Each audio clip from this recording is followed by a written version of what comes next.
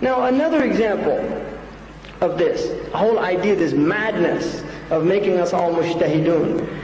Another example of this is that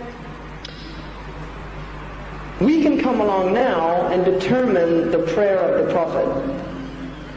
You see,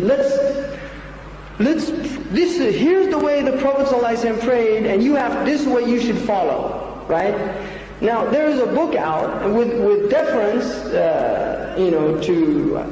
because I don't like to make fun of people, and I don't like, but this is important in terms of understanding. And now I am only saying what I learned from my teachers. I am not making this assessment myself. The Prophet ﷺ prayed different ways. This is absolutely confirmed. He prayed different ways.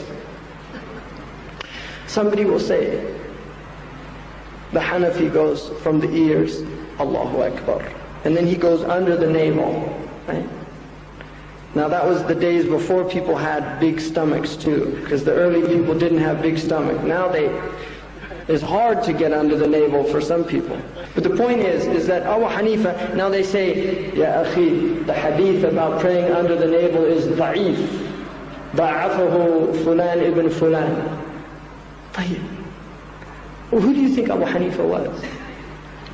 Abu Hanifa lived with, first of all, he saw one of the Sahaba.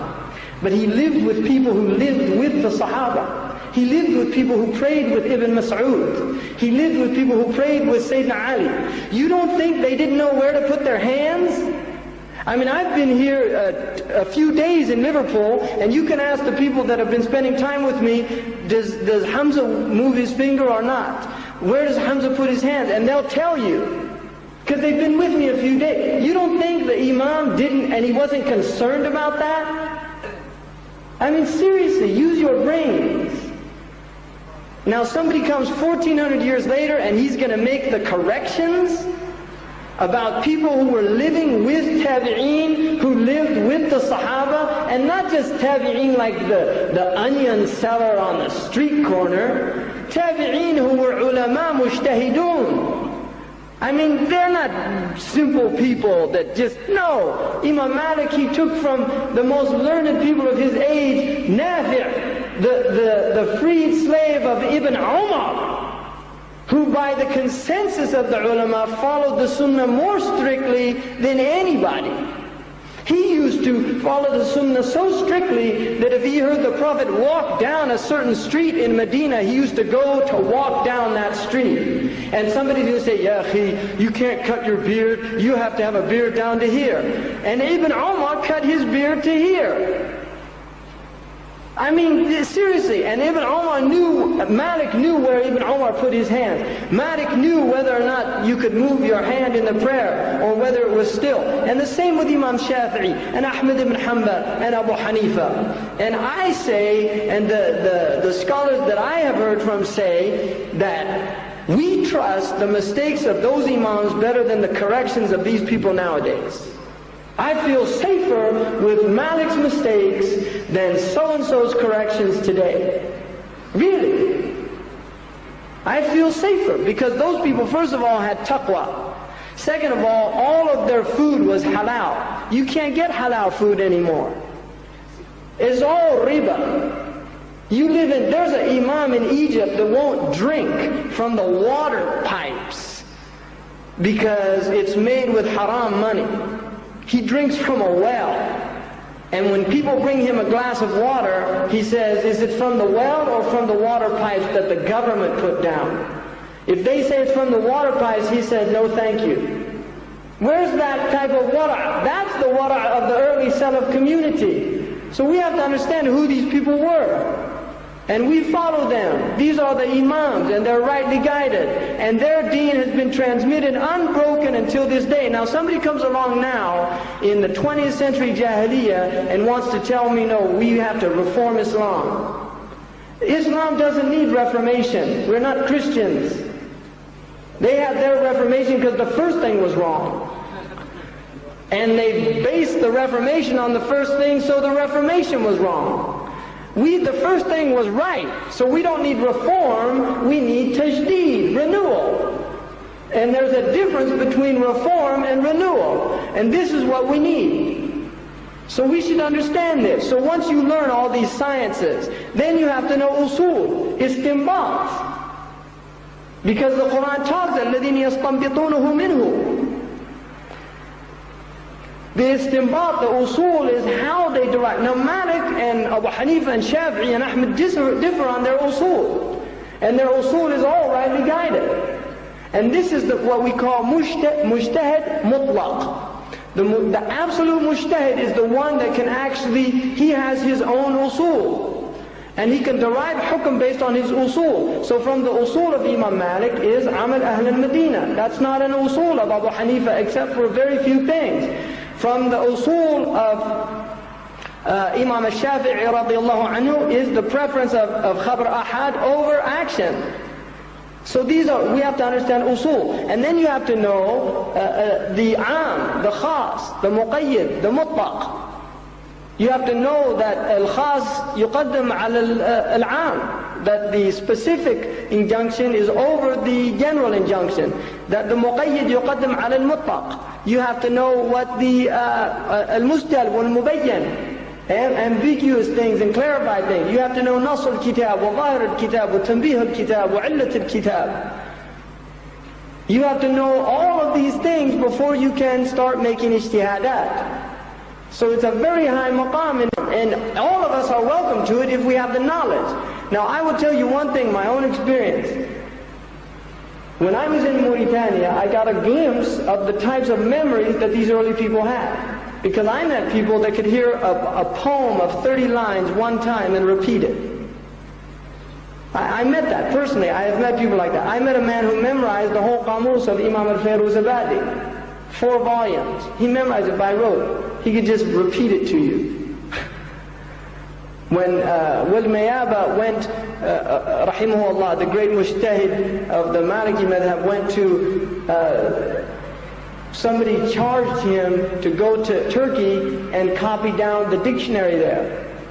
When in a certain library, because it was a certified dictionary. When he came back, he asked where the book was. He said, "Bring me a scribe."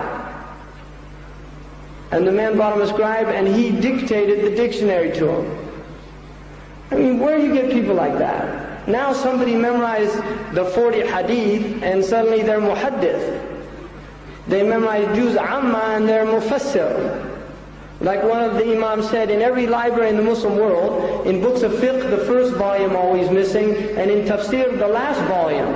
Because we never get past the 5 pillars, and we never get, that's why this people who write a book about prayer, and say, here's how the Prophet prayed, where's the book on zakat? Where's the book on hajj? Where's the book on bay'ah wa shara? Where's the book on nikah? Where's the book on ahkam of this and that? All they can do is one thing. These people nowadays, they're pamphleteers. They just write pamphlets. They don't write books. Where's their books? They're pamphleteers. Now, we shouldn't be followers of pamphleteers, because pamphleteers are demagogues. That's what they are. Like Thomas Paine, give me liberty or give me death. He didn't mean that. He just said it. That's what we. So anyway, I think you get the idea. But for me, in the end of the day, it's about humility. It's about submitting to our Imams. That's what it is. Submitting to the authority of our Imams. And if you can't submit to the authority of the Imams, then you have a problem. You're mutakabbir. And that's a disease of the heart. And the Prophet ﷺ said, "La yajma'u Allahu ummati ala dalala." My ummah will never be gathered on dalala. Now we know this ummah has agreed upon the 4 rightly guided Imams. It's agreed upon it.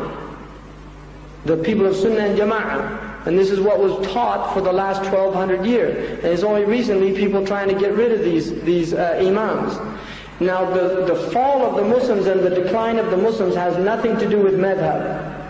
And we should understand that. This idea of blind imitation is what destroyed us. No, it's not that simple. We have very deep reasons. Now the other thing also to remember here is that when you follow an imam, you are not following the opinion of one man.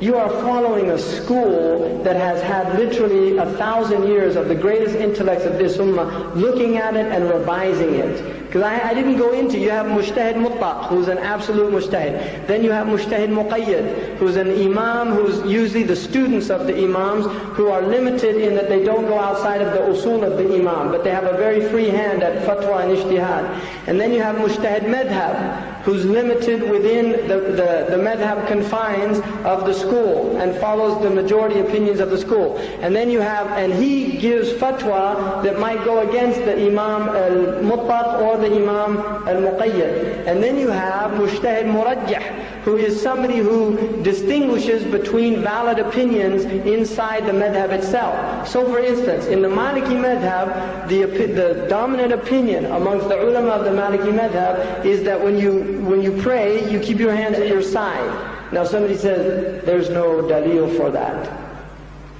But read Al-Mudawwana Al-Kubra, Imam Sahnun, who took it from Ibn al-Qasim, who took it from Malik. In Bab al-I'timad, he asked Imam Malik radiallahu anhu, what do you say about holding the hands on the chest here during the prayer? He said, لا أعرفه في الفريضة. That's a riwayah sahiha from Imam Malik. And he said, but he can do it in nafila, he can choose it. This is the opinion of many of the Malikis, and it doesn't come from this thing that some people wrote in some book that it was because he got his arms pulled out of his sockets. There's very clear musnad, mursal, muttasil, athar that Sa'id ibn Musayyib prayed with his hands at his side. That the Sahaba in Sahih Bukhari during the winter, they used to clap their thighs from the cold. You know, they have their proofs. Now the rajih, the stronger opinion in the Maliki madhab is that you pray with your hands on your chest. And Imam Malik relates that in the Muwatta. But the Maliki ulama consider both of them valid opinions. Ibn Abd al-Barr, who is called Hafid al-Maghrib, he says in his book Al-Kafi that وَضْعُ يَدَ الْيُمْنَ عَلى الْيُسْرَى أَوْ إِرْسَالُهُمَا كِلَاهُمَا مِنَ السُنَّةِ. Putting the hands here or putting them at the side, both of them are from the Sunnah. What's your dalil? My dalil is Ibn Abd al-Barr. If you don't like it, I'm sorry. I'm sorry.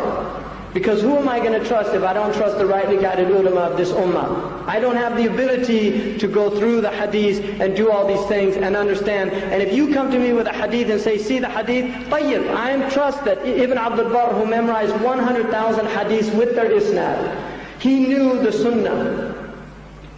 And when he said that, he was a man of taqwa and wara'. And I trust that.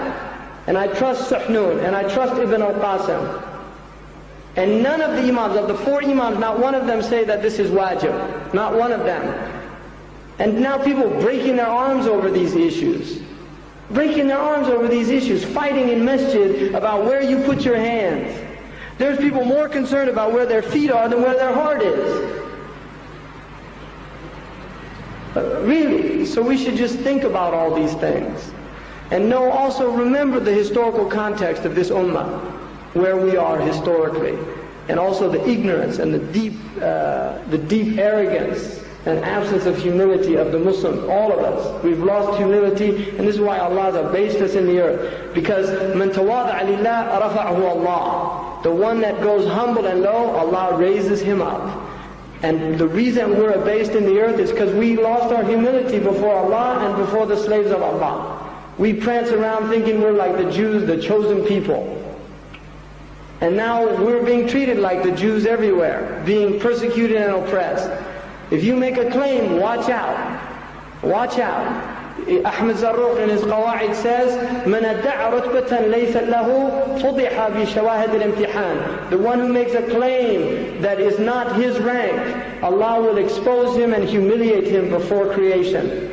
وَمَنْ أَدَّعَ رُتْبَةً هِيَ لَهُ نُزِعَ مِنْهَا. And the one who claims a rank that is his, he really has that rank is taken away from him. Is taken away. وَمَنْ أَدَّعَ رُتْبَةً دُونَ رُتْبَتِهِ رُفِعَ إِلَى رُتْبَةٍ أَعْلَى مِنْهَا. And the one who makes a claim lower than his rank is raised to a higher rank. This is the Islam.